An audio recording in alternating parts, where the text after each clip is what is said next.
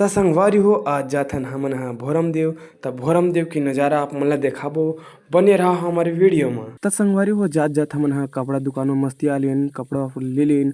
ओकर बाद हमन निकल गए हमन सीधा भोरम देव। त संगवारी हो ड्राइवर अब मैं बन चुके हूँ, काबर के वो लास्ट वाला लड़का ला चलाल नहीं आवा इति तिति बोल देथे। त देख सकथा संगवारी हो कितना सुहाना मौसम है। त संगवारी हो अब कुछ ही क्षण के बाद हमन ह वहाँ पहुँच जाथन। त ये हरा संगवारी हो भोरम देव। और भोरम देव में हमन सोच रहे कि एकदम खाली होई के, लेकिन यहाँ तो मस्त पब्लिक है, मेला रहा ऐसे।